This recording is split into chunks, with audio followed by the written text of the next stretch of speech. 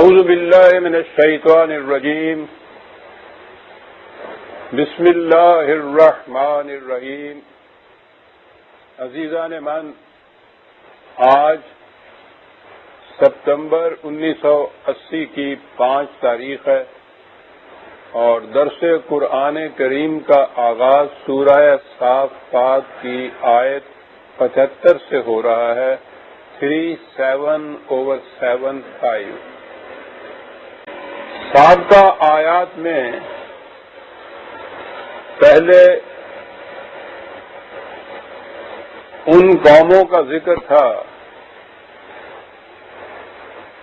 جو غلط راستے اختیار کر کے جہنم کی تباہیوں تک پہنچ گئی، حالانکہ انہیں اس سے پہلے وارن کیا گیا تھا، ان خطرات سے آگاہ کیا گیا تھا، لیکن اس پر بھی انہوں نے اپنی روش میں تبدیلی نہ کی۔ یہ ایک گروہ تھا جس کا ذکر کیا اور اس کے بعد کہا تھا کہ الا عباد اللہ المخلصین، دوسری طرف ہمارے وہ بندے تھے جو نہایت خلوص کے ساتھ قوانین خداوندی کا اتباع کرتے تھے۔ اور اب اس آیت سے جو ہمارے پیش نظر ہے آگے چند آیات تک ان عباد کا، ان بندوں کا کوئی ذکر ہے جو اس گروہ میں شامل ہوتے ہیں جس کا ذکر اب کیا گیا ہے، خدا کے مخلص بندے۔ اور یہ جماعت تو مومنین کی ہوتی ہے، لیکن اس کے سر فہرست ان کا نبی ہوتا ہے۔ نبی بھی اپنے آپ کو وہ دعویٰ کرتا ہے نبوت کا تو کہتا ہے انا اول المسلمین، میں سب سے پہلے اس پر ایمان بھی لاتا ہوں اور اس کے سامنے جھکتا بھی ہوں۔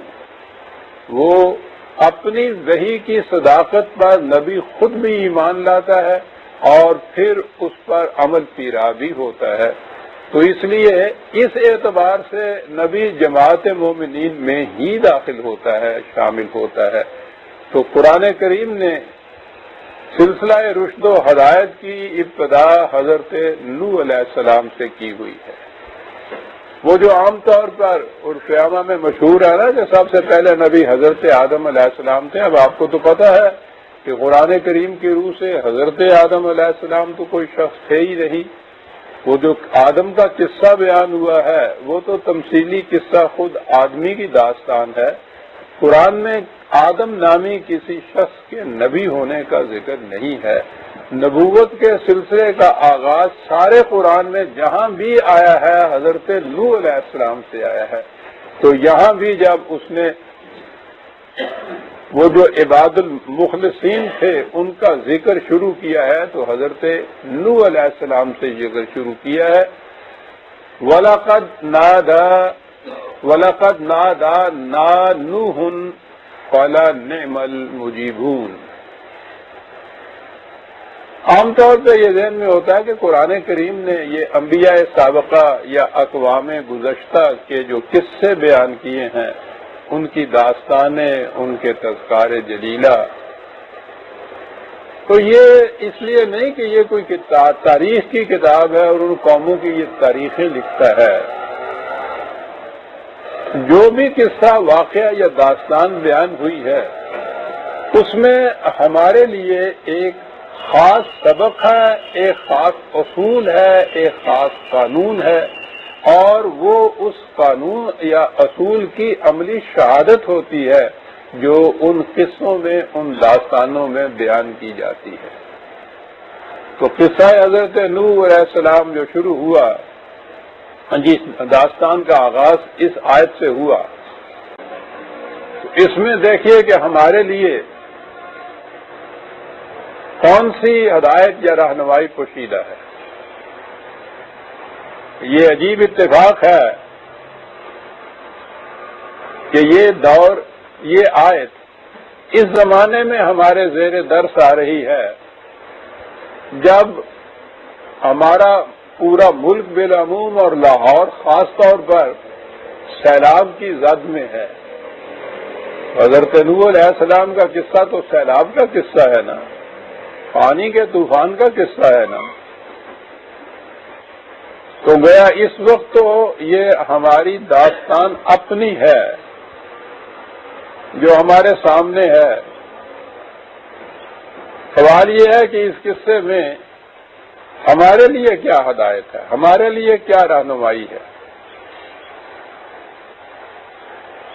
کہا کہ وَلَقَدْ نَادَانَا نُوحٌ فَلَنِعْمَ الْمُجِيبُونَ. نوح نے ہمیں آواز دی, ہمیں پکارا. ایک بہت بڑا خطرہ آ رہا تھا. اس خطرے سے بچنے کے لیے نوح نے ہمیں پکارا, ہمیں آواز دی, اور ہم سب سے بہتر پکار کا جواب دینے والے ہیں. پکار کو سننے والے اور اس پکار کا جواب دینے والے ہیں. تو بڑی اہم بات ہے کہ خطرہ آ رہا تھا سیلاب کا. حضرت نوح علیہ السلام نے خدا کو پکارا, خدا نے اس پکار کا جواب دیا, اور نعم المجیبون, بہترین جواب دینے والے ہیں ہم. یہ کیا جواب دیا تھا خدا نے؟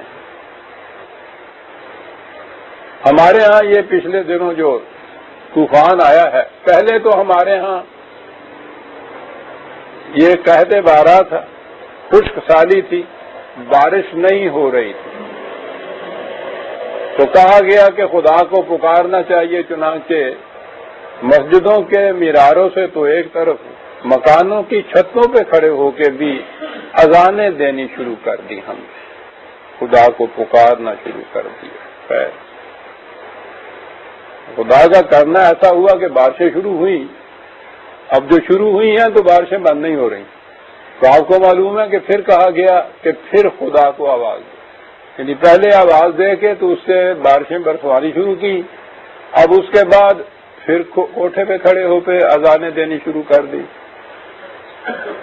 کہ یا اللہ, ہم نے تو یہ باران رحمت مانگا تھا, تو یہ تو عذاب آ گیا ہے ہمارے اوپر, وہاں سے بند کرانی. تو گویا ہم نے جو خدا کو پکارنا تھا اس کے متعلق ہمیں بتایا یہ گیا کہ پکارنا یہ ہے کہ ذرا بلند ہو کر, اونچے ہو کر, یعنی اس سے ذرا قریب ہو کر, اوپر ہے نا وہ عرش پہ, تو ذرا اونچی آواز سے, اور پھر اب تو لاؤڈ اسپیکر بھی لگے ہوئے ہیں, تو وہ اذانیں دیجئے. خدا کو پکارنا ہو گیا. ٹھیک ہے جی, خدا کو تو پکارنا ہے. کہ جی پکارنا یہ کیسا پکارنا ہے؟ کہا کہ حضرت نوح علیہ السلام کے سلسلے میں ہے کہ انہوں نے بھی پکارا تھا خدا کو. ٹھیک ہے جی, پکارا تھا اور اس نے جواب بھی دیا تھا. ٹھیک ہے جی, جواب بھی دیا تھا. تو ہمارے ہاں یہ پکارنا جو ہے,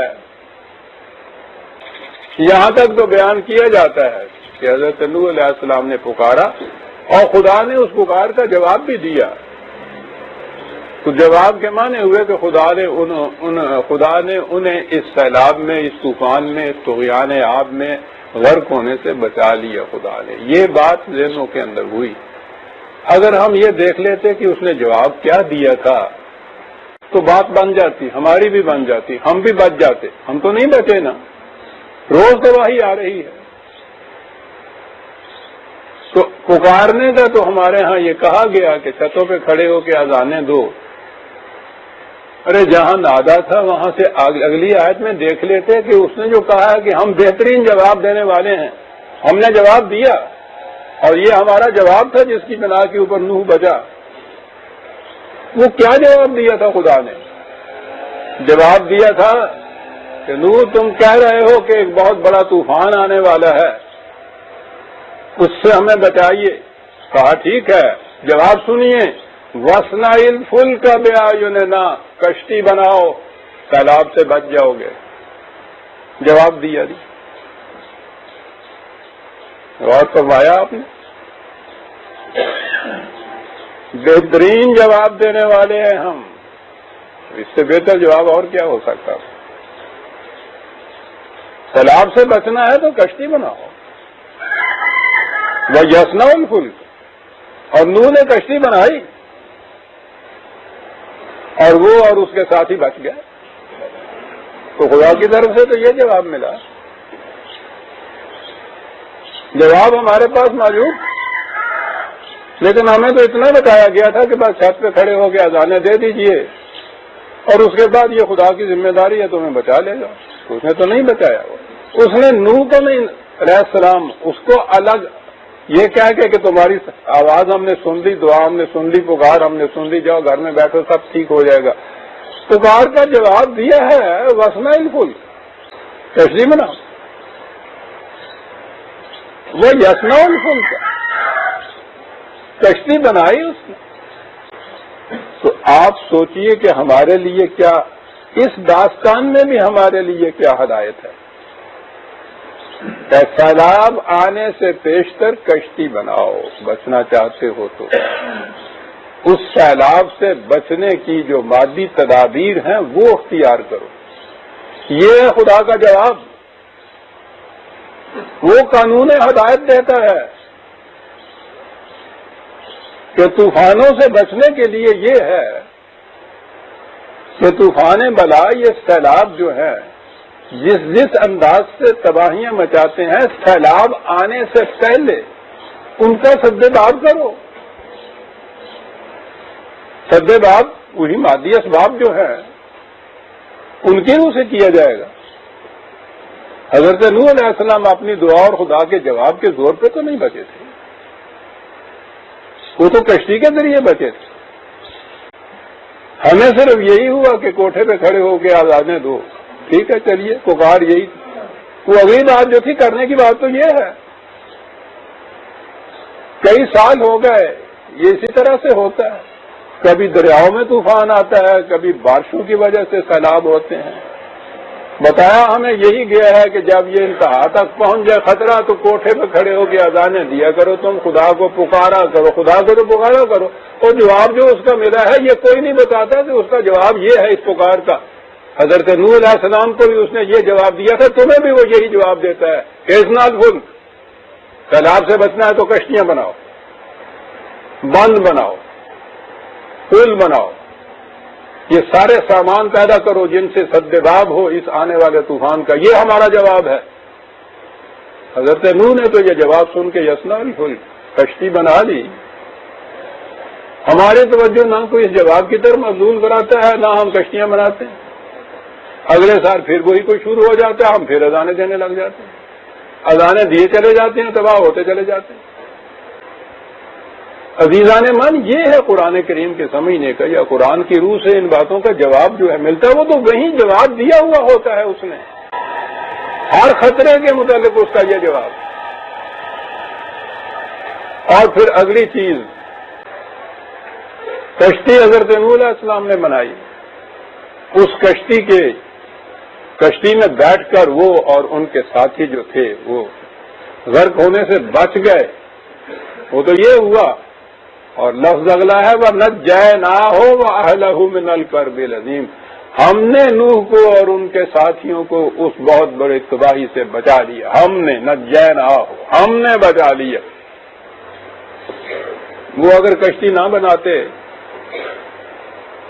تو پھر کیسے بچ سکتے؟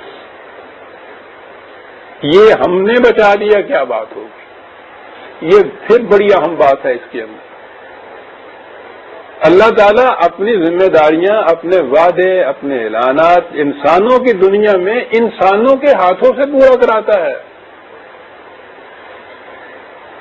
اس کے لیے ضروری ہے کہ ایک یہاں جماعت موجود ہو جو اس کی ہدایت کے، اس کے قانون کے مطابق وہ کچھ کرے جیسا وہ کہتا ہے کہ کرو. اور جب وہ اس کے ہاتھوں سے ہوتا ہے تو وہ اپنی طرف اسے منسوب کرتا ہے کہ ہم نے پھر یہ کر دیا. نجیناہ، ہم نے ان کو نجات دی. یہ ہم نے نجات دی کیوں؟ اس لیے کہ خدا کی رہنمائی اس کے قانون کے مطابق انہوں نے یہ کیا. تو اس طرح سے اس نے یہ کہا کہ ہم نے ان سے کہا کہ اس کے لیے سامان، بچاؤ کے سامان تیار کرو، کشتی تیار کرو. انہوں نے کشتی تیار کر لی، بچ گئے. دیکھا اس طرح ہم بچاتے ہیں، براہ راست تو وہ نہیں بچاتا. وہ براہ راست اپنے کسی ذمہ داری اور وعدے کو پورا ہی نہیں کرتا انسانوں کی دنیا کے اندر. وہ انسانوں کی دنیا میں انسانوں کے ہاتھوں سے یہ کچھ کراتا ہے. آپ کو یاد ہے سورہ نساء کے اندر مکے سے ہجرت کر کے یہ پوری جماعت کو مدینے میں آ گئے. یہاں آ کے انہوں نے مملکت بھی آپ نے قائم کی, قوت بھی حاصل کر لی. مکے میں جو مسلمان رہ گئے وہ بیچارے بڑے کمزور تھے, اور وہاں یہ دشمن قریش جو تھے وہ بڑے ہی سخت قسم کے لوگ تھے. انہوں نے ان پہ بڑے مظالم شروع کیے, اور ان کے لیے کوئی راستہ نہیں تھا. وہ ان کو وہاں سے نکلنے نہیں دیتے تھے. ان کو پتا تھا کہ پہلے لوگ نکل گئے ہیں, ہمارے دسترس سے باہر ہو گئے ہیں. ان کے اوپر بڑے مظالم ہوتے تھے. اب دیکھیے قرآن کس انداز سے بیان کرتے. انہوں نے خدا کو پکارنا شروع کیا کہ یا اللہ ہمیں ان ظالموں کی بستی سے نکال کسی طرح سے, یا کوئی ایسا ہمارا دوست ہمدرد بھیج جو ان کے مظالم کا سد باب کر کے ہماری حفاظت کرے. خدا کو پکارا. قرآن میں ہے خدا نے کیا کیا, وہاں سے تو اپنے ہاں سے فرشتے بھیجے. کوئی ان سے کہا کہ یہ ورد پڑھا کرو, وظیفہ کیا کرو. انہوں نے خدا سے پکارا. عزیزان من بڑی گہری چیز ہے یہ. خدا نے مدینے کی اسلامی مملکت سے کہا کہ تم سنتے نہیں ہو کہ وہ ہمیں پکار رہے ہیں مدد کے لیے, تمہیں کیا ہو گیا ہے جا کے ان کی مدد نہیں کرتے. نہ ہوئے ہم جو کہتے کہ حضرت پکار تو رہے ہیں, وہ آپ کو بہت اتنا ہی دل میں درد اٹھا ہے تو کیجیے ان کی مدد. آپ ہمارے اوپر ڈال رہے ہیں کہ جاؤ اٹھو. انہیں پتا کیا عجیب انداز ہے کہ تم سنتے نہیں ہو کہ وہ ہمیں پکار رہے ہیں مدد کے لیے, اٹھ کے ان کی مدد کیوں نہیں کرتے. یہ جو عزیزان من خدا کے وعدے جو ہیں وہ ہم سے پورے نہیں ہو رہے. وہ اس لیے نہیں ہو رہا ہے کہ وہ جماعت, وہ افراد جو اس کے وعدوں کو دنیا میں پورا کیا کرتی ہیں وہ موجود نہیں ہیں. ان کی موجودگی ضروری ہے. اس نے کہا ہے کہ نانو نرزوں کو قویہ, ہم تمہیں بھی رزق دیتے ہیں, تمہاری اولاد کو بھی رزق دیتے ہیں. آدھی دنیا بھوکی سوتی ہے. پھر ایک طرف اس نے یہ کہا ہے ہم رزق دیتے ہیں نانو, اور سارے قرآن میں آپ دیکھیے قدم قدم پہ کہا گیا ہے جماعت مومنین کے کہ تم ان کے رزق کا انتظام کیوں نہیں کرتے. اٹھو اور انتظام کرو ان کے رزق کا. ہم نے ان سے وعدہ کر رکھا ہے, ذمہ داری لے رکھی ہے, تم نے اس ذمہ داری کو پورا کرنا ہے. اور اگر یہ جماعت مومنین نہ ہو موجود, خدا تو براہ راست کبھی یہ ذمہ داریاں پوری نہیں کرے. پھر کتنی یعنی ایک ہی آیت کے اندر کتنی عظیم چیزیں واضح ہو رہی ہیں. اگر کہا کہ نوح نے ہم کو پکارا, ہم نے جواب دیا کہ بچائیں گے تمہیں ہم. جواب دینے کے بعد کیا کیا؟ نوح سے کہا کشتی بناؤ. نوح نے کشتی بنائی, اس سے وہ اور اس کے رفقا بچ گئے. ونجینا ہو, اور اس طرح ہم نے اس کو ان خطرات سے محفوظ رکھا. یہ ہے ساری بات. اور اصل یہ ہے کہ وہ جو دوسرے مخالفین تھے حضرت نوح علیہ السلام کے, نظر آتا ہے کہ اس سے پیشتر ابھی بہت قدیم زمانے کی یہ بات ہے. ابھی لوگوں کے ذہن میں یا ابھی انسان نے کشتی بنانا یا اس طرح سے بچنا سیکھا نہیں تھا. اسی لیے قرآن کریم نے جو حضرت نوح کے متعلق کہا ہے نا کہ ہم نے کہا وسنا الفلک کا تو کہا ہے بے آیوننا و وحینا, ہم جس طرح سے تمہیں کہتے ہیں نا ہماری وحی کے مطابق اس طرح سے کشتی بناؤ, کشتی بنانا سکھایا وحی کے ذریعے. تو وہ یہ ہے کہ وہ بیٹھے ہوئے یہ کشتی بنا رہے تھے, اور وہ لوگ جو تھے وہ پاس سے گزرتے تھے اور وہ دیکھتے تھے کہ یہ کیا بیکار کام کر رہا ہے, اس کا تمسخر اڑاتے تھے. اگر وہ تمسخر نہ اڑاتے, حضرت نوح اللہ تعالیٰ کی اس ہدایت یا حضرت نوح علیہ السلام کے اس عمل کو سیریسلی لیتے کہ یہ شخص کیا کر رہا ہے پتہ تو لیجئے, اور وہ بھی کشتی بنا لیتے. وہ بھی بچ جاتے یا نہیں؟ یہ اللہ میاں ان کی کشتی کو ڈبو دیتا ہے اور ان کی کشتی کو پار لگا دیتا ہے، وہ ایسا تو کبھی نہیں کرتا۔ وہ تو کہتا ہے کہ نمدو ہاؤلائے و ہاؤلائے، ہمارے طبی قوانین کے مطابق مومن و کافر جو بھی اس کے مطابق عمل کرتا ہے ہم اس کی بھی مدد کرتے ہیں، ہم اس کی بھی مدد کرتے ہیں۔ تو خدا کی طرف سے جو جواب ملا ہے کہ ہمیں خطرات سے بچائیے، وہ یہ جواب یہ ملا تھا کہ کشتی بناؤ اگر خطرے سے بچنا ہے تو۔ آج یہی ہمارے لیے سبق ہے عزیزان من، خالی کوٹھے پہ کھڑے ہو کے اذان دینے سے خدا نہیں بچا لیتا۔ اس نے اپنے پیغمبر سے کہا نوح سے کہ تم کشتی بناؤ، تو ہم سے کہے گا کہ ہاں اذانیں دے کے نیچے اتر جاؤ اور ہم بچا لیں گے؟ وہ نیچے اترتے ہیں کوٹھا ہی گر جاتا۔ وَجَعَلْنَا ذُرِّيَّتَهُ هُمُ الْبَاقِينَ، وہ بھی بچ گئے اور اس کے بعد آگے ان کی نسل بھی چلی اور وہ بھی بچ گئے۔ وَتَرَكْنَا عَلَيْهِ فِي الْآخِرِينَ، اور ان کی اس داستان کو ہم نے آنے والوں کے لیے محفوظ رکھ لیا۔ یہ کیا داستان تھی جو محفوظ رکھ لی؟ محفوظ یہی بات اس کے اندر رکھ لی کہ سیلاب سے بچنے کے لیے قبل از وقت کشتی بناؤ، بھائی یہ ہے ساری بات۔ اب اس اصول کو اپلائی کرتے چلے جائیے ہر خطرے پہ اور ہر خطرے سے بچنے کے لیے۔ اس نے اس کے لیے قوانین دے دیے، یہ ہے اصل چیز اس کی رحمت۔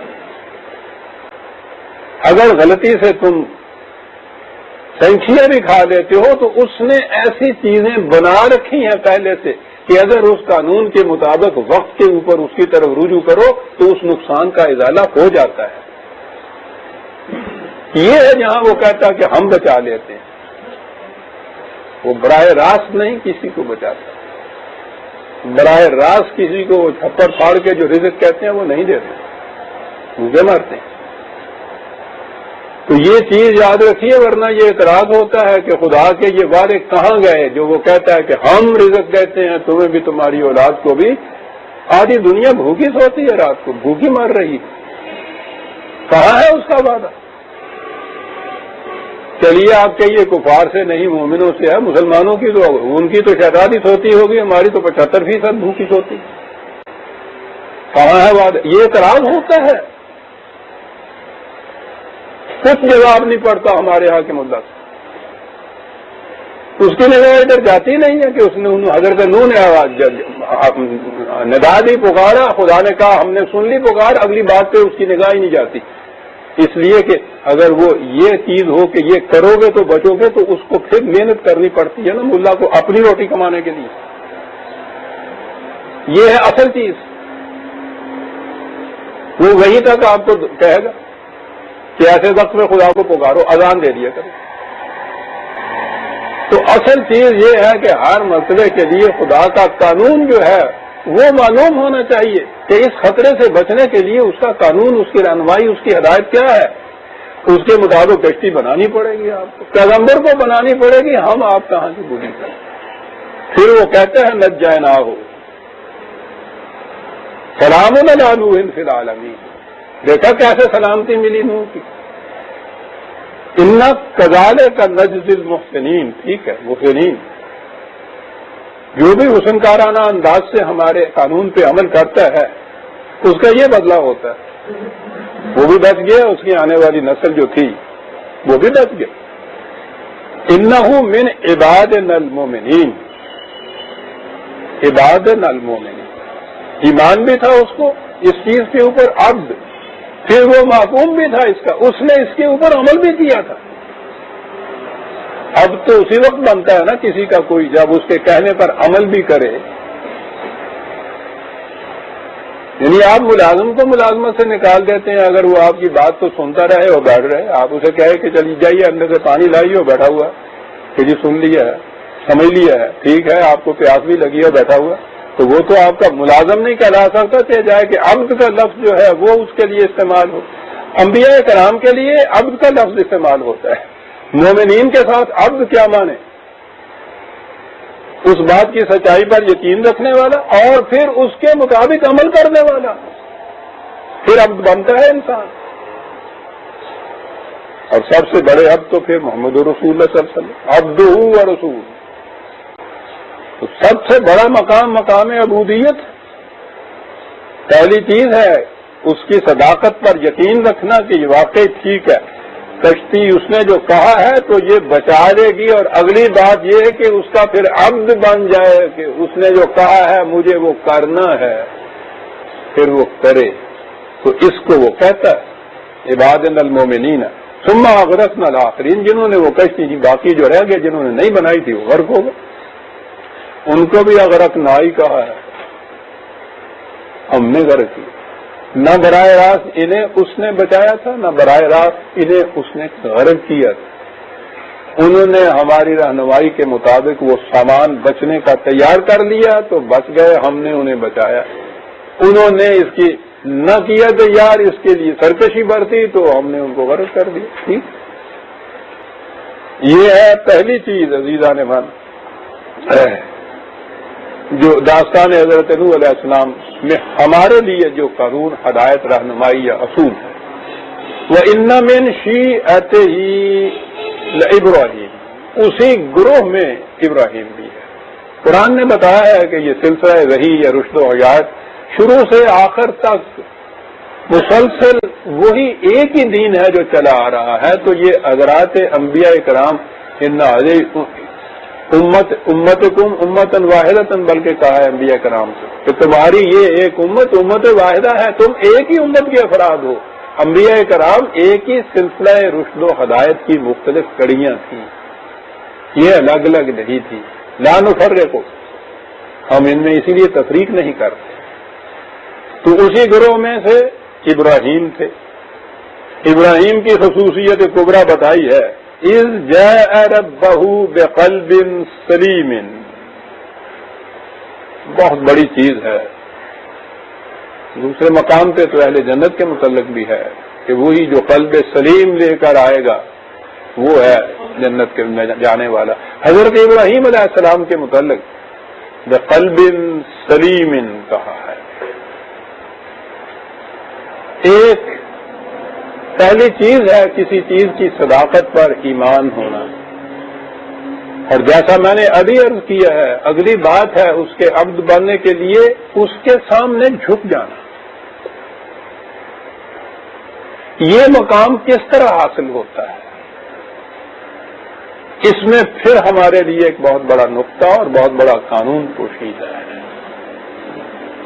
قلب کو اطمینان ہو جانا پورا. بات دوسری طرف چلی جائے گی ذرا اور مشکل بھی ہو جائے گا. یہ کیا عرض کروں، مائنڈ اور تھاٹ دو الگ چیزیں ہیں.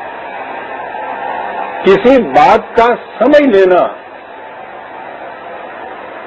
یہ ایک چیز ہے،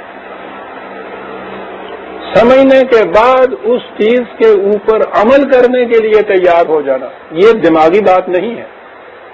ہزاروں چیزیں ہیں جو ہم نے سمجھی ہوئی ہیں نقصان دیتی ہے ہمیں، سمجھنے کے باوجود ہم جانتے ہیں خطرے والی چیز ہے، ہم جانتے ہیں نقصان دہ چیز ہے. وہ جو بڑے ہی آسان الفاظ میں غالب نے کہا تھا کہ جانتا ہوں ثواب طاعت و زہد، جانتا ہوں پر طبیعت ادھر نہیں آتی. یہ دو چیزیں ہیں. صرف جاننا کافی نہیں، قرآن کا سمجھ لینا کافی نہیں ہے، اس کا مفکر ہونا ہی کافی نہیں ہے. یہ ضروری ہے پہلی کڑی، یعنی یہ نہیں کہ یہ ضروری نہیں، یہ ضروری ہے لیکن یہی کافی نہیں ہے. سمجھ لینا، تھنکنگ کسی چیز کے متعلق کافی نہیں ہے. میں نے عرض کیا تھا کہ بات اور نکل جائے گی، ورنہ آپ کو اتنی بڑی ریسرچ ہو رہی ہے یورپ میں مائنڈ اور تھاٹ کے متعلق، برین کے متعلق. تو یہ سمجھ لینا جو ہے کسی چیز کا ضروری تو ہے، لیکن نتائج صرف سمجھ لینے سے پیدا نہیں ہوتے. کتنے فارمولے ہم نے سمجھے ہوئے ہیں، کتنی بیماریوں کے علاج ہم نے سمجھے ہوئے ہیں، لیکن وہ تو آگے کرنے کی بات ہے نا. پھر تو یہ جو ہے پہلی چیز ایمان جو ہے یہ ٹھیک ہے، سمجھ لینا جو ہے یعنی سمجھے بغیر جو آپ مانتے ہیں اس کو تو ایمان کہتا ہی نہیں قرآن. سیدھی سی بات، پہلی کڑی تو اس کے لیے سمجھنا. سمجھنے کے بعد ایک چیز کو آپ سمجھتے ہیں کہ ہاں ٹھیک ہے یہ حقیقت ہے، یہ دوائی تو ہے، اس میں یہ اثر ہے کہ یہ اس مرض کو دور کر دے گی، یہ ایمان ہے آپ کا، یقین ہے آپ کا کہ یہ کر دے گی، لیکن کرے گی تو تب جب آپ اس کو استعمال کریں گے۔ تو یہ اگلی کڑی آ گئی۔ اور اگر ہو کہ پر طبیعت ادھر نہیں آتی تو جانتا ہوں ثواب۔ بڑی عجیب چیز ہے جو کہا گیا، میں پھر عرض کروں گا فکر کی دنیا کے اندر سوکریٹس کا بہت بڑا مسلمہ اس نے توڑ دیا آ کے۔ سوکریٹس نے، سقراط نے کہا تھا کہ نالج از ورچو، کسی چیز کا علم ہونا جو ہے، جاننا جو ہے، یہی نیکی ہے، جاننا نیکی نہیں ہے۔ نیکی کے لیے جاننا ضروری ہے، لیکن صرف جاننا نیکی نہیں ہے، اس جاننے کے اوپر عمل کرنا جو ہے یہ ہے اصل نیکی۔ ورنہ جانتا ہوں ثواب طاعت پر طبیعت۔ آپ غور کیجیے اپنی اپنی زندگی کے اوپر، کتنی چیزیں نقصان رساں ہیں جو آپ جانتے ہیں نقصان رساں، لیکن ان کو چھوڑنے کے لیے طبیعت ادھر نہیں آتی۔ یہ طبیعت کا ادھر آنا جو ہے نا، یہ ایک اگلا تقاضا ہے، اور یہ ہے قلب سلیم اس وقت پیدا ہوتا ہے جب جاننے کے بعد انسان کی طبیعت بھی ادھر آ جائے، اسے کہیں گے قلب سلیم۔ کہا ابراہیم قلب سلیم لے کر ہماری طرف آئے۔ یہ قلب سلیم پیدا کیسے ہوتا ہے؟ کیا بات ہے سر، سورہ بقرہ کی آیت 261، آیت 260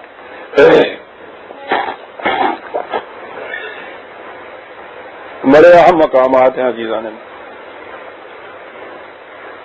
260 مشہور وہ آیت کہ حضرت ابراہیم علیہ السلام نے خدا سے کہا کہ مجھے بتا تو کیسے مردوں کو زندہ کرتا ہے۔ پھر میں آگے بتاؤں گا کہ کیا ہمیں کیا پھر داستان سنائی جاتی ہے کیسے مردوں کو زندہ کرتا ہے۔ اذ قال ابراہیم رب ارنی کیف تحیی الموتى، عام طور پہ کہا جاتا ہے کہ حضرت ابراہیم نے خدا سے کہا کہ مجھے دیکھو بتا تو کس طرح سے مردوں کو زندہ کرتا ہے۔ قال اولم تؤمن، کہا اس چیز کے اوپر تجھے یقین نہیں ہے کہ ہم مردوں کو زندہ کر سکتے ہیں؟ ایمان ہے تمہارا اس پہ یا نہیں کہ کر سکتے ہیں؟ قال بلا، ایمان تو ہے۔ پھر پوچھا کیوں ہے؟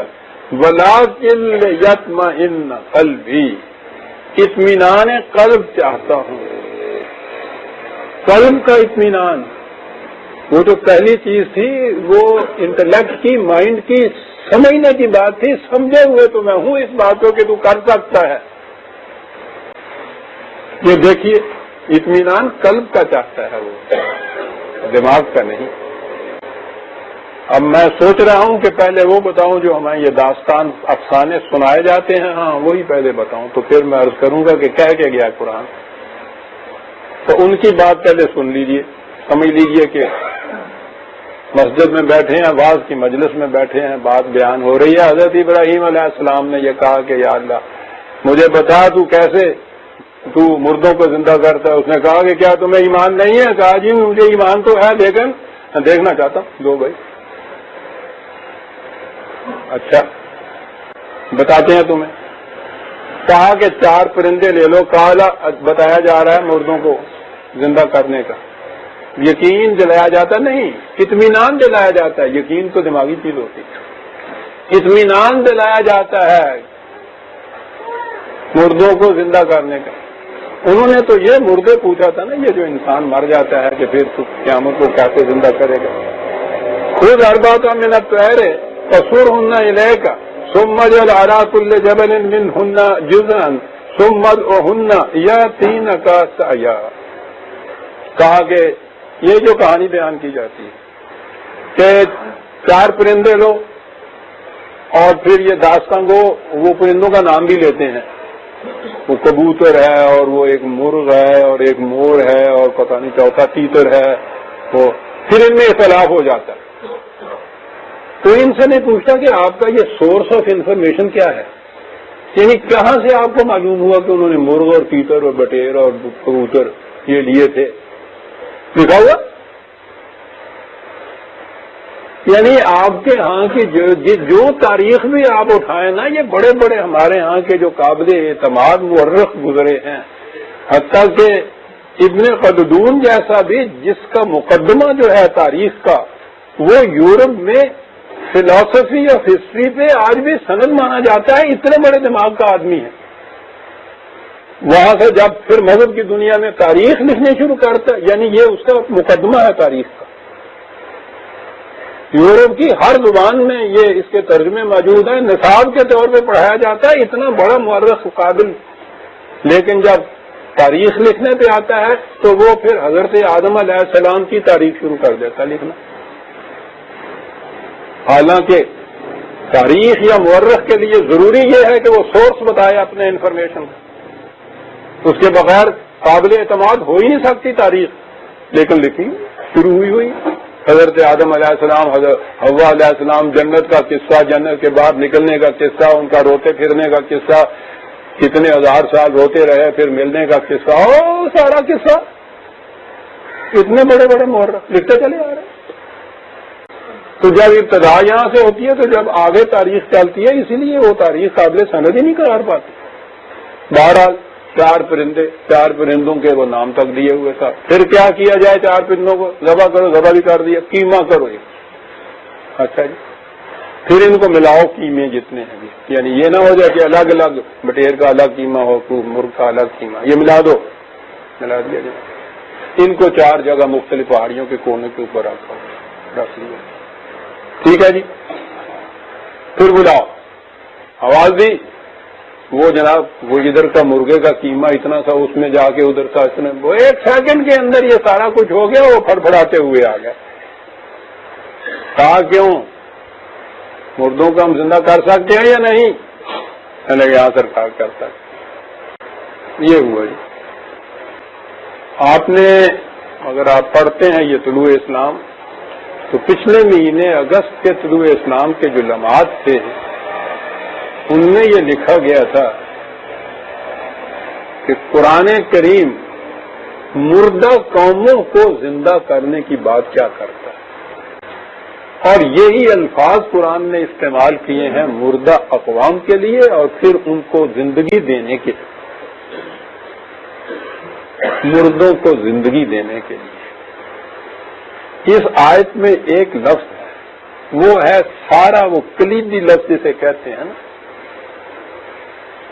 کی ہے وہ اس سارے کی بات سمجھنے کی۔ حضرت ابراہیم علیہ السلام جس قوم کی طرف مبعوث ہوئے، اور ہر نبی جس قوم کی طرف مبعوث ہوتا ہے، قرآن کہتا ہے کہ وہ موت کی حالت میں قوم ہوتی ہے، اس مردہ قوم کو زندہ کرنا ہوتا ہے۔ یہ خدا کا پیغمبر، یہ مشفق معالج، وہ ان کو زندہ کرنے کے لیے دن رات وہ اس کے لیے تڑپتا رہتا ہے، جان کھپاتا رہتا ہے۔ وہ اس کی اٹھگ مخالفت کرتے ہیں، سنتے نہیں ہیں، چھوڑ جاتے ہیں، بھاگ جاتے ہیں۔ وہ ان کا رد عمل یہ ہوتا ہے۔ خدا کی طرف سے پیغمبر سے کہا جاتا ہے کہ تم نے اس مردہ قوم کو زندہ کرنا ہے۔ اب حضرت ابراہیم علیہ السلام نے بھی اس مردہ قوم کو زندہ کرنا تھا۔ سارا قرآن ان سے بھرا پڑا ہے کہ انہوں نے کیا کیا کوششیں کی اور انہوں نے کس طرح سے ان کے خلاف ان کا رد عمل کیا ہوا، یہ کس طرح سے ان سے چھوڑ کے بھاگ جاتے تھے، دوڑ جاتے تھے، سنتے نہیں تھے، مارتے تھے۔ یہ کچھ کرنے کے بعد یہاں بات آتی ہے اور یہی ہے وہ اصل چیز۔ اذ قال ابراہیم رب ارنی کیف تحیی الموتى، کیسا کہا کہ تجھے اس پہ ایمان ہے یا نہیں کہ زندہ ہو سکتی ہیں قومیں؟ کہا جب تو کہتا ہے کہ قوم زندہ ہوتی ہے تو ایمان تو مجھ پہ میرا ہے، کیسا؟ میں پوچھتا یہ ہوں کہ کس طرح سے یہ زندہ ہوں گی، کیسا؟ میں وہ طریقہ سمجھنا چاہتا ہوں تاکہ یہ نہ ہو کہ ایمان تو میرا ہے کہ یہ زندہ ہونی، لیکن اگر میں نے طریقہ غلط اختیار کیا میری ساری محنت رائے گاہ چلی جاتی تھی۔ یہ بڑی چیز ہے جو قرآن نے یہاں بتائی ہے ہمیں کہ اس یقین کے بعد کہ یہ دوائی جو ہے یہ اثر کرے گی، اس کا طریقہ استعمال معلوم کرو، اس کا پرہیز معلوم کرو، یہ نہایت ضروری ہے۔ کیسا، یہ نہیں کہا کہ مجھے یہ یقین اطمینان یا ایمان نہیں ہے کہ تو کر سکتا ہے یا یہ ہو سکے گا جو تم کہہ رہے ہو. جب تو نے کہہ دیا کہ زندہ ہو جاتی ہیں قوم مردہ، تو میرا اس پہ ایمان ہے کہ تو نے کہا تو یہ ہو جائے گی. لیکن میں پوچھتا یہ ہوں کہ میں طریقہ کیا اختیار کروں جو ان کو میں زندہ کروں. میں نے اپنی طرف سے جو طریقہ اختیار کیا اس میں تو میں تھک گیا. یہ طریق بھی بڑا ضروری ہے معلوم ہو. قرآن کریم نے یہ اصول اور قوانین ہی نہیں دیے، اس کے لیے طریقہ کار بھی اس نے بتایا. اسی لیے اس نے راستہ کہا ہے، صراط مستقیم کہا ہے. منزل ہی صرف نہیں بتائی کہ وہ ہے تمہاری منزل، اس منزل تک پہنچنے کے راستے بھی بتائے ہیں. ایک ہی صراط مستقیم نہیں، سبل بھی بتائے ہیں، پگڈنڈیاں بھی بتائی ہیں جو صراط مستقیم میں جا کے مل جائیں گی، وہ اس نے بتائی ہیں. ورنہ صرف یہ بات جو ہے کہ تم نے ریلوے اسٹیشن پہ پہنچنا ہے اور ایک دیہاتی یہاں آگے آپ سے پوچھتا آپ یہ کہہ دیتے ہیں کہ تم نے اگر پاسپورٹ جانا ہے تو ریلوے اسٹیشن پہ پہنچو، وہ تو بات ٹھیک تم نے کہی، لیکن میں کس راستے سے پہنچوں، کون سا طریقہ اختیار کروں؟ جب تک یہ نہ بتاؤ گے وہ نہیں پہنچ سکے گا. کیسا تو الموت، مجھے وہ طریق معلوم کرنا ہے کہ کیسے میں اس قوم کو کیسے زندہ کروں. ان کی تو صورت یہ ہے، میں کھڑا ہو کے آواز دیتا ہوں، یہ بھاگ جاتے ہیں. کہا کہ ابراہیم، یہ جو پرندوں کو سدھانے والے ہیں ان کو کبھی تم نے دیکھا؟ ہمارے ہاں تو، اور ہم لوگ جو یہاں رہنے والے ہیں انہوں نے تو کبھی دیکھا ہی نہیں اس کو. شہر میں شاید اب بھی وہ پرانے طریقے پہ کچھ لوگ ہوں، ورنہ ہمارے چھوٹے چھوٹے شہروں کے اندر تو یہ انہوں نے چیور کہندے ہوں سن، اور یوپی میں چڑی مار بھی کہتے تھے پرندوں کو پکڑنے والے، سدھانے والے. ان کو تو خیر نہ دیکھا ہو. اور اب یہاں میرا خیال ہے شہر میں شاید ہوں، صبح کے وقت سیر کے لیے نکلتے تھے عام طور پہ لالا، ان کے ہاتھ میں پنجرا ہوتا تھا اور انہوں نے تو چکور یا تیتر یہ پالتے تھے. وہ عام طور پہ ان کو مقدس سمجھتے تھے. کیفیت یہ ہوتی تھی کہ وہ چلے جا رہے ہیں راوی کے کنارے باغات میں سے، پیچھے پیچھے تیتر بھاگا ہوا چلا آ رہا ہے پنجرے کے پیچھے. ادھر ادھر سے آزاد پرندے چہچہاتے ہوئے اس کو آواز دیتے تھے کہ تیرا مقام تو یہ ہے آزادی، تجھے کیا ہو گیا ہے کہ تو خود اس قید خانے کے پیچھے پیچھے بھاگ رہا ہے. وہ آتا تھا پنجرے پہ کھڑے ہو کے وہ دروازے پہ چونچے مارتا تھا. ہم تو روز دیکھتے تھے یہ تماشا، دروازہ کھول کے وہ اندر چلا جاتا. کہا ابراہیم تم نے دیکھا ہے کہ ایک وحشی پرندے کو سدھانے والا کرتا کیا؟ وہ کس طرح سے مانوس کرتا ہے اس کو اپنے ساتھ. ایسا مانوس کرتا ہے کہ اس کے بعد وہ فضا کو خود چھوڑ کے پنجرے کی طرف آتا ہے. اپنی طرف مانوس کرنا ہے تو اس کے لیے یوں پتا مارنا پڑے گا. بڑا صبر آزما مرحلہ ہے، یہ بڑا لمبا مرحلہ ہے. استقامت چاہتا ہے. جب بھی کوئی تھک گیا سدھانے والا تو بس ختم ہوئی میں ساری محنت. روز یہ کچھ کرنا پڑتا ہے اس کے ساتھ.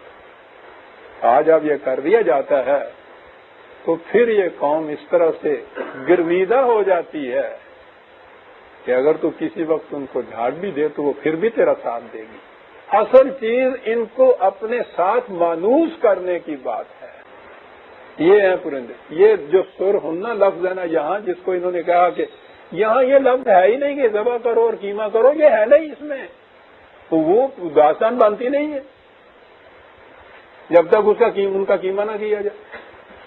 لطف نہیں جاتا، ایسے کہتے تھے لطف نہیں پیدا ہوتا. یہ ہے نہیں قرآن میں یہ لفظ. سر ہننا ہے، اس کے معنی سدھانے کے ہیں.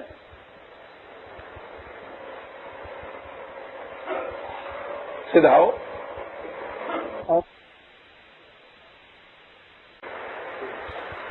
اور یہ ہے وہ مقام کہ جہاں پھر قلب سلیم حاصل ہوتا ہے. تو عزیزان من، جو کچھ قرآن نے کہا ہے یا خدا نے کہا ہے اس کے متعلق یہ بات کہ ہم اعتراضات کا جواب چاہتے ہیں، شکوک پیدا ہوتے ہیں، ان شکوک کو رفع کرنا چاہتے ہیں، یہ نہایت ضروری ہے۔ ان کے بغیر قلب سلیم، قلب مطمئن جو ہے حاصل ہی نہیں ہو سکتا، کیونکہ یہ جو ہمارے ہاں کے مذہبی پیشوا ہیں ان کے پاس کیونکہ جواب نہیں ہوتا، جواب ہوتا ہے ماتھے کے شکن جفر کی طرح، آنکھوں کی وہ سرخی، منہ کی جھاگ، لاحول، اور اس کے بعد کفر کے فتوے، یہ سب کچھ ہے۔ نتیجہ یہ ہے سدھا کے دیکھو اس پرندوں کو، سدھا ہوا پرندہ بھاگ جاتا ہے اگر یہ کچھ کرو اس کے ساتھ۔ یہ جو آپ کے ہاں کا نوجوان آج برگشتہ ہو رہا ہے دین سے، اس کی وجہ یہ ہے، پہلی چیز یہ کہ دل میں اس کے متعلق شک پیدا ہونا، لا حول ولا قوت، یعنی پہلی چیز تو یہی بات، اور یہ ہو رہا ہے اس کے دل میں پیدا، شک کی پھانس کو نکالو، شک کے بجائے اطمینان دو، وہ تو جب ہی مطمئن ہوگا قلب جب یہ شک کی پھانس نکلے گی۔ ڈانٹ دینے سے تو شک کی پھانس نہیں نکل سکتی، اور پختہ ہو جاتی، پہلے اگر وہ شک تھا تو پھر نفرت میں بدل جاتی ہے بات اس سے۔ دین یوں سمجھایا جاتا ہے، یوں اطمینان دلایا جاتا ہے دین کے مطابق، عزیزان ایمان، پھر یہ قلب مطمئن بنتے ہیں، قلب سلیم بنتے ہیں، جھکنے والے قلب بنتے ہیں۔ تو پہلی چیز یہ ہے کہ یہ قرآن کی طرف یا دین کی طرف دعوت دینے والا جو ہے اسے معلوم ہونا چاہیے کہ ان کے خلاف غلط جو تعلیم پھیلائی ہوئی ہے اس کی وجہ سے ان بچوں کے ذہنوں کے اندر کیا اعتراضات اٹھتے ہیں، کیا شکوک پیدا ہوتے ہیں۔ جب تک آپ ان کے ان شکوک کو رفع نہیں کریں گے، اعتراضات کا اطمینان بخش جواب نہیں دیں گے، وہ کبھی مطمئن نہیں ہوں گے، وہ کبھی قلب سلیم حاصل نہیں کر سکیں گے۔ پہلی چیز جو حضرت ابراہیم علیہ السلام کے متعلق قلب سلیم۔ اب اس کے بعد اگلی بات آتی کہ قوم کس حالت میں تھی، بت پرست قوم تھی، یہ ظاہر ہے۔ خود باپ سب سے بڑا چیف پریسٹ، ہیڈ پریسٹ اس زمانے کا، آج تو یہ خواہ وہ مندروں کے پروہت ہوں یا ہمارے ہاں کے یہ اللہ مسجد کے ہوں، ان کا کوئی خاص مقام نہیں ہوتا، لیکن اس دور کے اندر تو یہ راجے کا اور بادشاہ کا وہ مقام نہیں ہوتا تھا جو ہیڈ پریسٹ کا مقام ہوتا تھا، یا پریسٹ جو تھے ان کے ہاں ان کے مقام ہوتے تھے۔ تو خود یہ اس کے بیٹے تھے، خود پرستی تھی، اپنے گھر میں یہ کچھ ہوتا تھا، وہ بت ساز بھی تھے جو والد تھے، تو وہ تو خیر بڑی بات ہے۔ دوسری طرف چلا جاؤں گا، گھر سے بات شروع ہوئی، اذ قال لأبیہ وقومہ ماذا تعبدون، یہ قوم کس کس چیز کی پرستش کرتی تھی؟ بتوں کی پرستش کرتی تھی، ستاروں کی پرستش کرتی تھی، انہیں دیوی دیوتا مانتی تھی۔ ہندوؤں کے ہاں اب بھی یہ ستارہ پرستی جو ہے ان کے ہاں بھی ہے، لیکن یہ جو پہلی اقوام تھی، خاص طور پہ یہ بابل نینوا کے علاقے کی یا پہلی فلسطینی علاقوں کے جو قومیں تھیں، یہ ساری ستارہ پرست قومیں بھی تھیں، بت پرستی کے علاوہ ستاروں کو بھی یہ کی پرستش کرتے تھے، ان کو دیوی دیوتا مانتے تھے، بتوں کی پرستش کرتے تھے۔ یہ تھی وہ قوم کہ جس میں حضرت ابراہیم علیہ السلام پیدا ہوئے، اور جس مردہ قوم کو زندہ کرنے کی اس کا فریضہ ان کے سپرد ہوا تھا، جو پہلے بات ہوئی، تو بات تو یہاں سے چلی، کہا سب سے پہلے تو ابراہیم نے اپنے باپ سے کہا، گھر سے باپ سے کہا، قوم سے کہا، آگے ہے کہ خود بادشاہ کے سامنے جا کے بھی یہ کہا کہ تم زندہ انسان ان مردہ پتھروں کی پرستش کرتے ہو، تمہاری سمجھ میں اتنی بات بھی نہیں آتی، بادشاہ کے سامنے جا کے کہا۔ اس زمانے کا بادشاہ عزیزان ایمان، قوم اس زمانے کی، تنہا یہ شخص، افکن آلہتن دون اللہ تریدون، کیا بات ہے ایک لفظ عفق کی، افسانہ جسے کہتے ہیں نا، ذہن کا تراشیدہ، یہ جو تم بنائے ہوئے تمہارے خدا ہیں، تمہارا ذہن جو ہے یہ ان کو خدا بنائے ہوئے ہیں، تو یہ خدا بنے ہوئے ہیں، تمہارا ذہن ان کو پتھر سمجھ لے تو ان کی خدائی ختم ہو جائے گی. کہا ان کی تو یہ حقیقت ہے. کیا بات عفق ہے, تمہارے ذہن کا تراشیدہ عقیدہ ہے جو ان کو خدا بنائے ہوئے. این خدا تا سجدہ اش کر دی خداس, یہ وہ خدا ہیں کہ جب تک ان کے سامنے تم سجدہ کرتے رہو تو یہ خدا ہے. چوں یہ کہ اندر قیام آئی تم اٹھ کے کھڑے ہو جائے ان کی خدائی ختم ہو جائے گی. کیا بات ہے. کہا یہ ہے عفق ہے, یہ سارا افسانہ ہے, جو ذہن کا تراشیدہ ہے. عقیدت مندی تمہارے اندر کی پیدا کرتا ہے, ان میں کچھ نہیں ہے. فما ظنکم برب العالمین, اور دوسری طرف وہ رب العالمین ہے, اس کے متعلق معلوم ہی نہیں تم نے کیا ذہن میں سمجھا ہوا ہے. بات یہاں جو قرآن نے کہی ہے پہلے وہ ستارہ پرستی کی ہے. ستاروں کی وہ پرستش کرتے تھے, ہجوم. اب آگے پھر بات وہ آئی کہ وہ خدا اپنے اس نبی کے دل سے یہ حقیقت کیسے واضح کرتا ہے کہ یہ ستارے تو خود مجبور محض ہیں, یہ انسانوں کی تقدیروں کے حاکم کیسے بن سکیں گے, یہ صاحب اختیار و اقتدار, یہ نفع نقصان پہنچانے والے ہو کیسے سکتے ہیں, یہ تو خود مجبور محض ہیں. یہ بات تھی. آج یہ باتیں کچھ آسان ہو گئی ہیں, علم عام ہو گیا ہے نا عزیزان من. اس دور کی بات دیکھیے نا, 6000 سال پہلے کی بات. اس دور میں یہ چیز جو ہے ان کو سمجھانا, آج بھی یہ لوگ جو بت پرست ہیں, ستارہ پرست ہیں, یا ان کو پرستش کرتے ہیں, آپ سمجھا نہیں سکتے. پیر پرست کو نہیں آپ سمجھا سکتے کہ حضرت صاحب کے یہاں کچھ نہیں, تمہارے میرے جیسا آدمی ہے, 2 دن کما کے نہ لو بھوکا مر جائے. نہیں سمجھا سکتے آپ. وہ کہتا ہوں توبہ لاؤ, کیا کرتے ہو بابا. تو 6000 سال پہلے ان کو سمجھانا, انہی کی قوم کے اندر یہ نبی پیدا ہوتا ہے. کیا انداز ہے قرآن کا. کہا اس کے لیے ضروری تھا. دیکھیے عزیزان من, ایمان اور اطمینان اور قلب سلیم تک کس قسم کے راستوں سے, کس مدارس سے, کس طرح سے پہنچتا ہے انسان. ستاروں کی بات آئی, افلاک کی بات آئی. اس زمانے میں علم الاخلاق کی بات پہلے کہا ہے. وہ کزال کا, یہ 6/76 ہے جی. وہ کزال کا نوری ابراہیم ملکوت السماوات والارض ولیکون من الموقنین. ایمان تو اس کا تھا, ہم نے کہا تھا کہ ان میں اختیار نہیں. موقنین, یقین پیدا کرنے کے لیے کیا ضرورت تھی, کیا کیا ہم نے اسے دکھایا کہ یہ جو کرے ہیں فضا میں, یہ جو ارض ہے ملکوت السماوات والارض, اس میں یہ چیزیں خود صاحب اقتدار نہیں ہیں. ہم نے دکھایا ابراہیم کو. تو اب نظر آیا کہ یہ ایک سٹیج ہے یقین تک پہنچنے کے لیے. وہ کہا ہے تاکہ وہ منہ کے نیند میں سے ہو جائے, یقین پیدا ہو جائے. نورے ہے,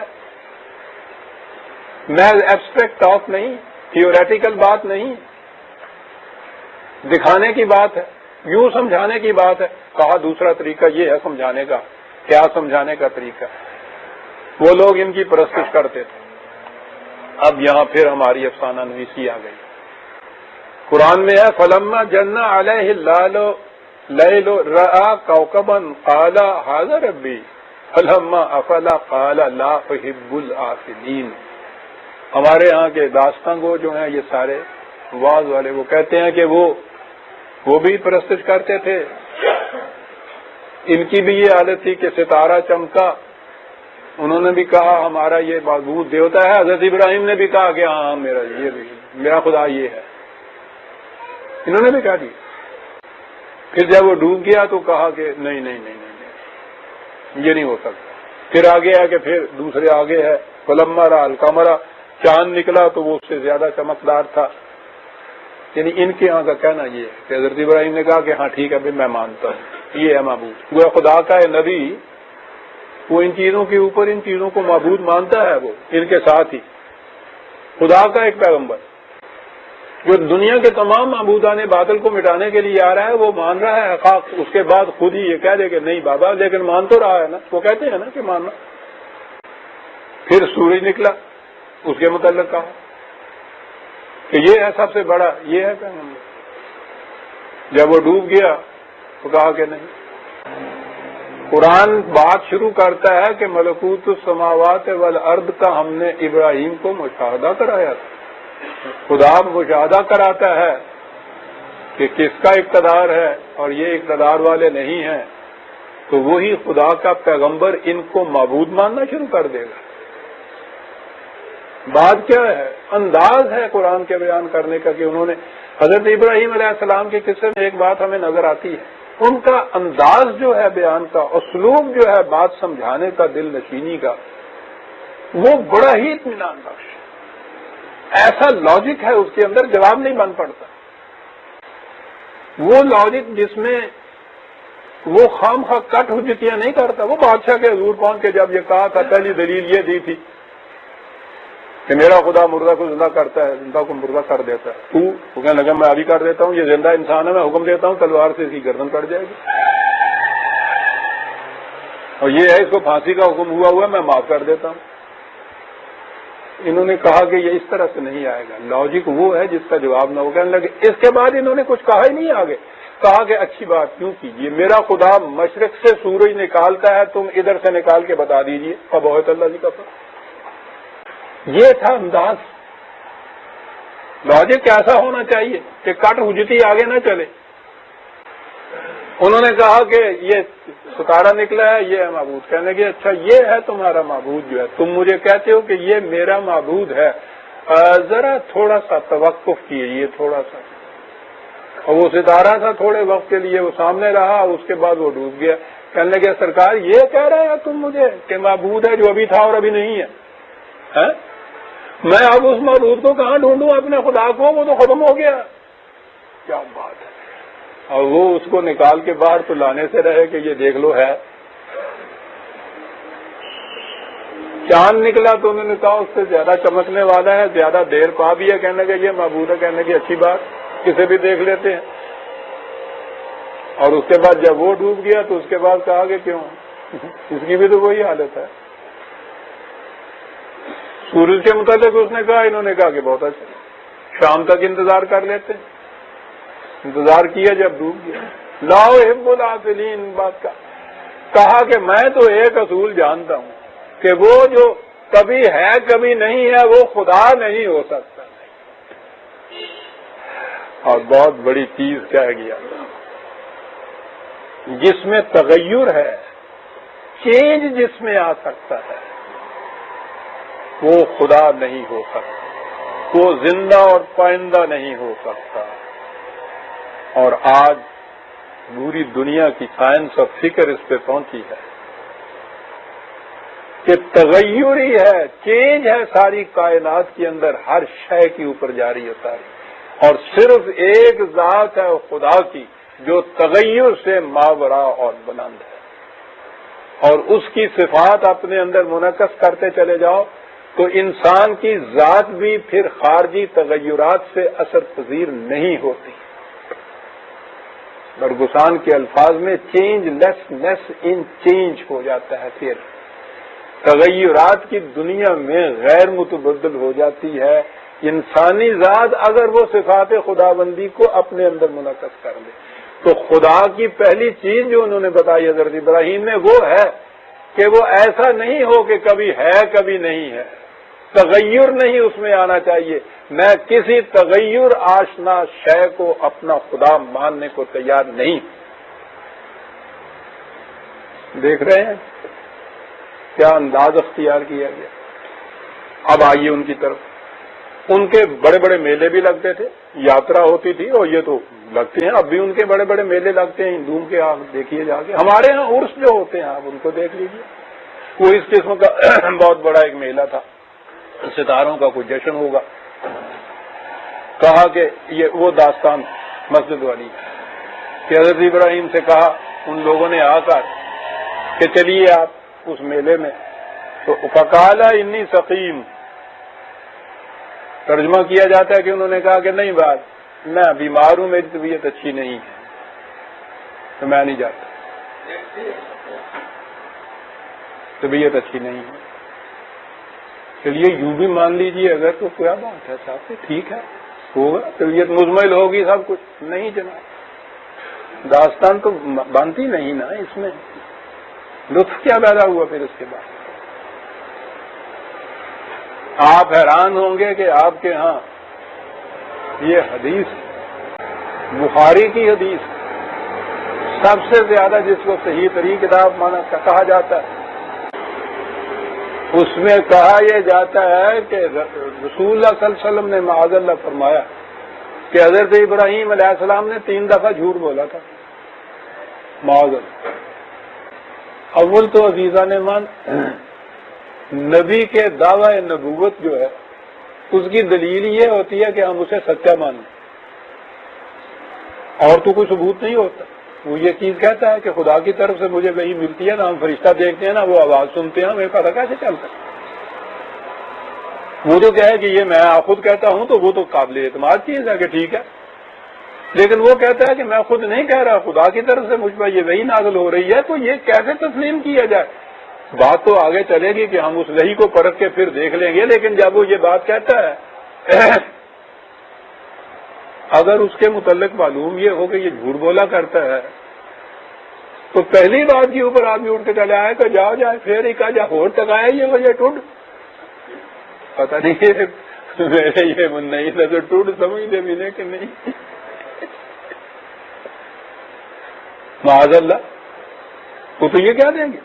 نبی کی جو زندگی ہے، رسول اللہ صلی اللہ علیہ وسلم نے فرمایا تھا کہ میرے دعوی نبوت کی شہادت چاہتے ہو، میں نے 40 سال تمہارے اندر گزارے، 40 سال میں تم نے دیکھا ہے کہ کبھی کسی معاملے میں میں جھوٹا ثابت ہوا ہوں جو آج جھوٹ بولنے لگ جاؤں گا؟ یہ ہے چیز. پہلی بنیادی چیز اس دعویٰ کرنے والے کی یہ ہے کہ اپنی زندگی کے اندر وہ صادق القول. اور پھر قرآن نے تو خاص طور پہ انبیاء کو، حضرت ابراہیم علیہ السلام کو انہ صدیق النبیہ کہا ہے، صادق بھی نہیں، صدیق النبیہ کہا.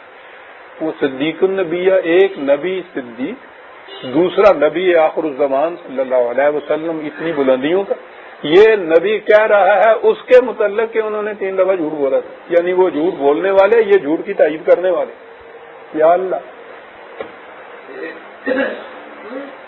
پھر وہ جھوٹ گنائے. ایک تو یہی گنایا کہ وہ اس دن بیمار نہیں تھے، انہوں نے جھوٹا ہی کہہ دیا میں بیمار ہوں. یعنی یہ چیز تو ہم بغیر سند کے مان سکتے ہیں کہ ہو سکتا ہے کہ وہ بیمار ہوں، اور کہہ دیا انہوں نے کہ میں بیمار ہوں، لیکن نہیں، وہ بیمار نہیں، انہوں نے جھوٹ بولا. ایک جھوٹ ہوگا. پھر آگے وہ قصہ اور آئے گا کہ انہوں نے جا کے بت کدے میں ان کے بتوں کو توڑا تھا، اور جب ان سے پوچھا کہ تم نے توڑا ہے تو انہوں نے کہا کہ نہیں، یہ جو بڑا بت ہے اس نے توڑا ہے. کہا یہ دوسرا جھوٹ ہو گیا. پھر اب تیسرا جھوٹ تلاش کرنا پڑا. یہ 2 باتیں تو بہرحال غلط مانی لیے صحیح ہے تو 2 ہیں موجود قرآن میں، تیسری تو ہے ہی نہیں. کہ صاحب وہ جب ہجرت کر کے آ رہے تھے، بیوی ساتھ تھی، بیوی بڑی حسین تھی، مصر کے راستے سے آنا تھا، اور معلوم ہوا کہ مصر کا بادشاہ جو ہے وہ جہاں بھی اس راستے سے کوئی اچھی حسین عورتیں گزرتی ہیں ان کو وہ لے لیتا ہے، اپنے یہاں پکڑ کے لے جاتا ہے. تو وہ دوسروں کی بیویوں کو پکڑ کے لے جاتا ہے. تو جب یہ حضرت ابراہیم علیہ السلام اپنی بیوی کے ساتھ، بیوی سارا کے ساتھ ادھر سے گزرے تو اب کیسے بچیں؟ تو انہوں نے کہہ دیا بیوی سے کہ تمہیں وہ پوچھے گا تو کہنا میں بہن ہوں ابراہیم کی. بیوی نہ کہنا، پکڑ لے گا. تو اس نے بھی بیان کیا، اور ان سے بھی جب پوچھا تو انہوں نے کہا کہ یہ میری بہن ہے. تو یہ تیسرا جھوٹ ہو گیا. اس کا تو ذکر ہی کوئی نہیں ہے، تورات میں ہے، قرآن میں تو ذکر ہی کوئی نہیں ہے. تو 3 جھوٹ. اب رلے سے یہ بخاری شریف کی روایت چلی آ رہی. مولانا محمد اسماعیل سلفی جو ان کے ہاں صدر تھے اہل حدیث سے، انتقال ان کا ہو گیا ہوا ہے، وہ لکھتے ہیں کہ بخاری اور مسلم کی کسی ایک حدیث کا انکار بھی کفر. تو دیکھیے مجھے تو کافر ہونے میں شبہ نہیں، میرے خلاف تو انہوں نے ہزاروں علماء نے کفر کا فتویٰ لگایا. اگر آپ نے اس کو کہہ دیا جھوٹ ہے تو یاد رکھو ٹھوک کے بھاؤ کافر ہو جاؤ. 3 دفعہ جھوٹ بولا. پھر دلیل یہ تھی کہ صاحب یہ اصل میں دین کی خاطر تھا یہ جھوٹ جو تھا. اب یہ بات آ گئی. اب آپ سوچیں گے نا کہ یہ پھر ان کتابوں کے اندر یہ کیوں رہنے دی ہیں اس قسم کی روایتیں؟ At the face of it جو نظر آتی ہیں کہ بابا یہ غلط ہے، کیوں رہنے دی؟ بڑا فائدہ ہے اس سے. وہ جو مودودی مرحوم نے فتویٰ دے رکھا ہے کہ سچائی اور صداقت تو دین کے بڑے شعار میں سے ہے، بڑی اہم چیزیں، لیکن زندگی کی بعض ضرورتوں کے لیے جھوٹ بولنا واجب ہو جاتا ہے. یعنی جائز ہی نہیں ہے کہ آپ کا جی چاہے تو بول لیں، واجب ہو جاتا ہے. واجب کے معنی ہوتا ہے کہ اگر اس کو ترک کیا جائے تو گناہ ہوتا ہے. یعنی وہ تم اگر سچ بول دے تو پھڑے جاؤ گے. یہ اس لیے کہنے لگے صاحب اس کی دلیل کہنے لگے وہ جو بخاری کی حدیث ہے کہ حضرت ابراہیم علیہ السلام نے 3 دفعہ جھوٹ بولا تو ضرورت کے لیے بولا تھا نا. یہ جو ڈاکٹرین آف نیسیسٹی ہے نا، ضرورت کے لیے جب حضرت ابراہیم علیہ السلام نے بولا تھا تو میں جو کہہ رہا ہوں کہ ٹھیک ہے جی ہے، تو اسی سند تو یہ مل گئی نا ان کو. یہ اس لیے ان کتابوں میں یہ چیزیں رہنے دی گئی ہیں. اور جو پہلا تھا حضرت ابراہیم علیہ السلام نے یہ کہا تھا کہ مجھے دکھا دوں کہ تو مردوں کو زندہ کر سکتا ہے، تو میں نے بات آپ کو بتا دی. بخاری شریف میں ہی ایک حدیث ہے، کہا گیا کہ حضرت ابراہیم کو شک تھا اس میں کہ خدا زندہ کر سکتا ہے یا نہیں کر سکتا، شک تھا انہیں. اور آگے ہے عزیزہ نے مان کلیجہ پھٹ جاتا ہے کہ حضور نے فرمایا نحنو اشک من ابراہیم، ہم ابراہیم سے بھی زیادہ شک کر دیں. وہ نبی خدا اسے بھی شک، اور یہ کہہ رہے ہیں کہ ہم تو اس سے بھی زیادہ شک کرنے کے مستحق ہیں. یہ انبیاء کرام کے قصے بیان ہو رہے ہیں. یہ لفظ سقیم کیا ایسا ہے؟ ہم دیکھ رہے ہیں کہ وہ ایک ایک ستارے کے متعلق اس قوم کو لاجیکلی بتا رہی ہے، ریشنلی بتا رہی ہے، مشاہدے سے بتا رہی ہے. ابھی تھا ابھی نہیں ہے، جو تغیر پذیر ہے وہ خدا نہیں ہو سکتا. میں اسے لا احب العافلین، تغیر پذیر کو میں پسند ہی نہیں کرتا. یہ سکیم کا لفظ جو ہے انگریزی زبان میں آپ نے یہ سنا ہوگا نا، یہ آئی ایم سک آف اٹ، یعنی انتہائی کسی چیز سے بیزاری جو ہوتی ہے، یہ اس کے لیے یہ لفظ بولا جاتا ہے. عربی زبان میں بھی یہ ہے، سقیم کے معنی یہ ہے. یہ انتہائی چیز الگ ہے کہ کوئی بیمار بھی ہو. تو انی سقیم کے معنی کہ میں تم کو بار بار سمجھا چکا ہوں، بتا چکا ہوں کہ بابا یہ تمہارے ستارے، یہ تمہارے چاند تارے، یہ تمہارے معبودان باطل، اس کا تمہارے ذہن کا تمہیں میں بتا چکا ہوں کہ میں ان کو پسند نہیں کرتا. ہم سکھ میں بیزار ہوں ان سے. تم مجھے کہتے ہو ان کے تہوار میں جاؤ، وہ تو اعلان ہے اس چیز کا. اس میں یہ جھوٹ کون سا آ گیا؟ یہ قرآن نے خود اس کے، میں نے کہا نا کہ قرآن تو تصریف آیات سے خود مفہوم واضح کر دیتا ہے اپنا. یہاں کہا ہے سکیم 60/4، اِذْ قَالُوا لِقَوْمِهِمْ إِنَّا بُرَآءُ مِنْكُمْ وَمِمَّا تَعْبُدُونَ. بُرَآءُ لفظ آ گیا تھا. اس کا ترجمہ یہ ہے کہ میں بیزار ہوں، میں تم سے اور تمہاری اس حرکتوں سے بیزار ہوں کہ ان کی انسان جیتے جاگتے ہو کے ان کو معبود، اور میں ان سے بیزار ہوں جن کو تم اپنا معبود سمجھ رہے ہو. 60/4، 60/4. آپ دیکھیے وہاں ہے سکیم، یہاں ہے برآء منکم. یعنی قرآن خود واضح کر رہا ہے کہ سکیم کے معنی یہاں کیا ہے. میں بیزار ہوں ان سے، تم مجھے کہتے ہو ان کے جشن کے اندر جاؤ، اور میں تمہیں بار بار بتا چکا ہوں، تم سے بھی اور تمہارے ان معبودوں سے بھی. انی سکیم فتولوا عنہ مدبرین. انہوں نے یہ سنا تو منہ پھیر کر چل دیے. اب یہ جو چیز ہے منہ پھیر کے چل دیے، یہیں سے وہی بات آ گئی کہ وہ ان کی سننا ہی نہیں چاہتے تھے، جواب دے نہیں سکتے تھے ان کے اس ریشن کا، اس کے ریزن کا، ان کی اس لاجک کا. تو یہی ہو سکتا تھا نا کہ چلو بابا یہ تو وہی زید اس کی پڑی ہوئی ہے، پاگل ہو گیا ہے، باتیں کرتا ہے، اس سے کون مغز کبائی کرے، یہ مدبرین فراغا. وہ اگلی بات پھر ہوا یہ فراغا الا، یہ نہیں کہ اسی وقت یہ بات ہوئی ہے. قرآن کریم مختلف مقامات پر یہ داستان حضرت ابراہیم علیہ السلام بیان کرتا ہے، مختلف مقامات پہ اس کے ٹکڑے لاتا ہے. پھر دوسرے وقت میں وہ ان کے بت قدے میں گئے ان کے ساتھ، وہ بھی بات سمجھانی تھی ان کی کہ یہ بے بس ہیں، یہ تو اپنی حفاظت نہیں کر سکتے، تمہیں کیا خطرات سے بچائیں گے، تمہیں کیا نفع نقصان پہنچائیں گے، یہ انہیں بتانا تھا.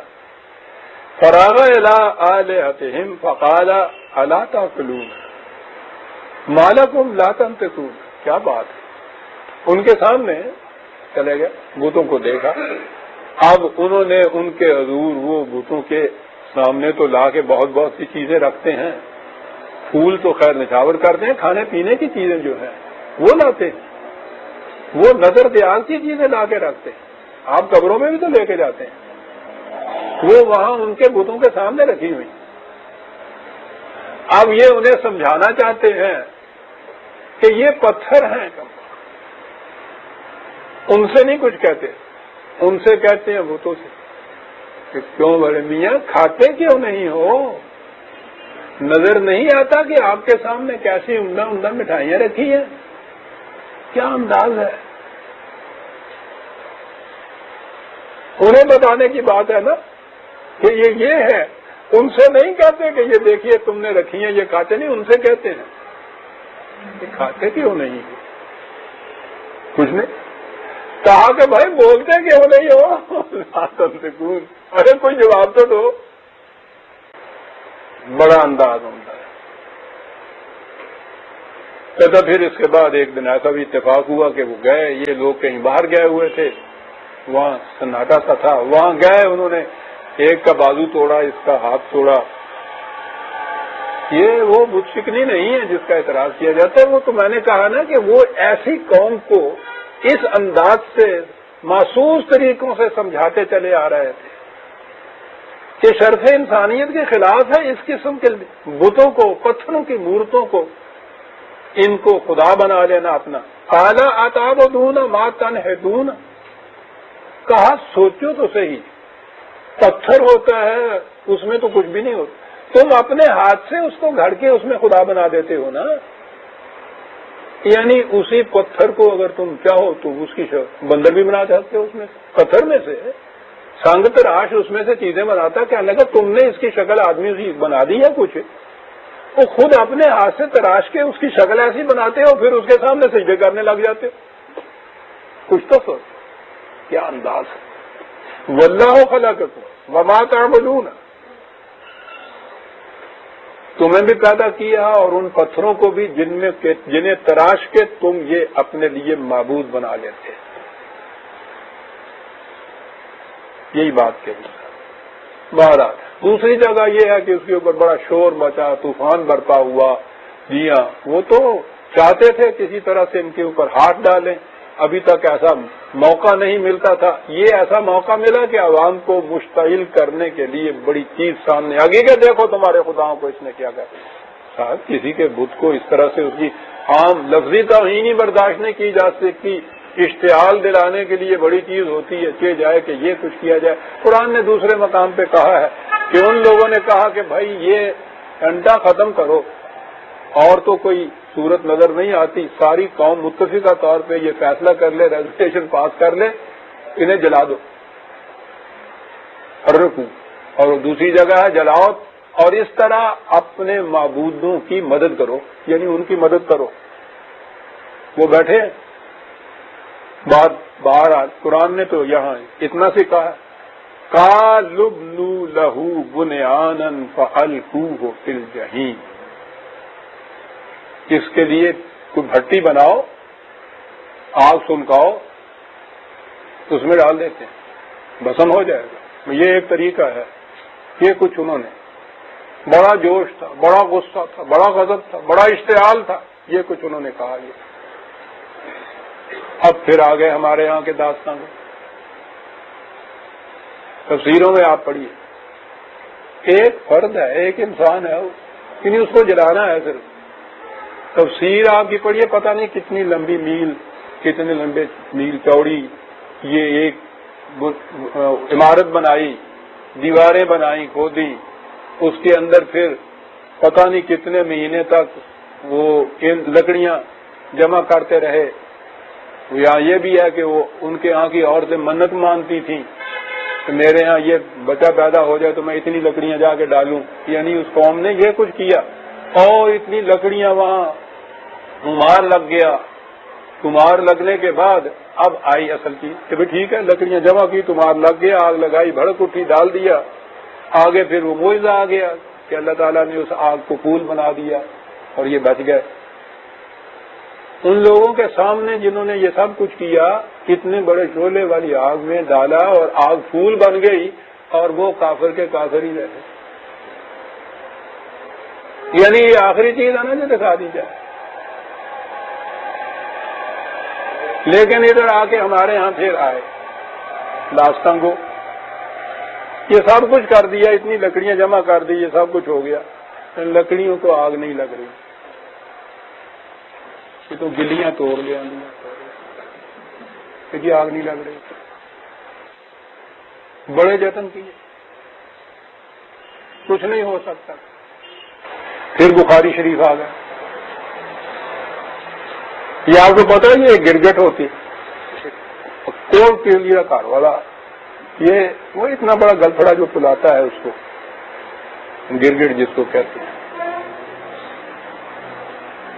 کہا کہ کچھ نہ بن پڑا تو گرگٹ آیا، اس نے آ کے دھونکنی شروع کیا. وہ جو گلفڑے اس کے پھول میں دھونکی، اس کے دھونکنے سے اسے آگ لگ گئی.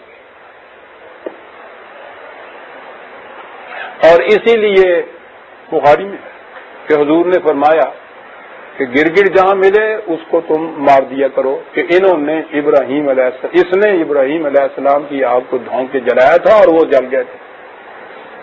یہ کسی بڑے نے یہ مار دیا کرو اور وہ ایک شہید کا ثواب ہو جاتا ہے اس سے. گرگٹ کو مار دیا کرو.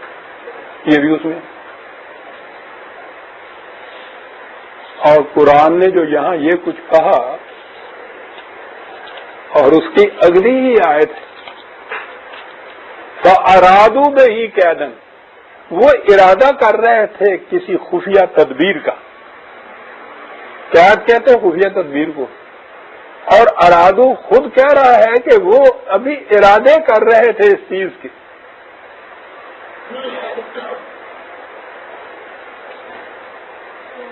یہاں تو یہ ہے فَجَعَلْنَاهُمُ الْأَسْفَلِينَ،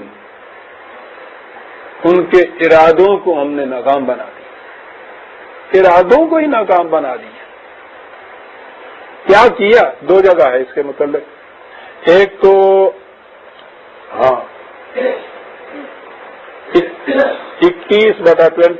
21/21/71 21/71 ہے کہ وہ ارادے ہی کر رہے تھے اس قسم کے. ناکام کیسے بنایا ارادوں کو؟ یہاں لفظ ہے وَنَجَّيْنَاهُ، نجات کے معنی ہوتا ہے کسی خطرے میں پڑنے سے پہلے ہی اس سے دور لے جانا، اس کو محفوظ کر دینا. یہ نہیں کہ اس کے اندر چلا جائے اور وہاں سے نکال لینا،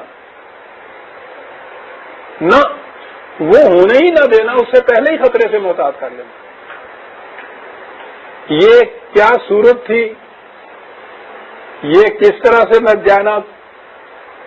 قرآن نے کہا ہے کہ وہ یہ ارادے کر رہے تھے اور ہم نے ناکام بنا دیا اور ابراہیم کو محفوظ کر دیا اس خطرے سے جس کے اندر وہ ڈالنا چاہتے تھے. کیا کر دیا؟ ہم وہاں سے اس کو ہجرت کے ذریعے سے اس ملک سے نکال کے لے گئے. قرآن کریم میں یہ موجود ہے. انی ذاہبون الی ربی، انی مہاجرون الی ربی. اور یہ انبیاء کرام کی زندگیوں میں یہ سنت ہے، یہ طریق ہے خدا جو اختیار کرتا ہے.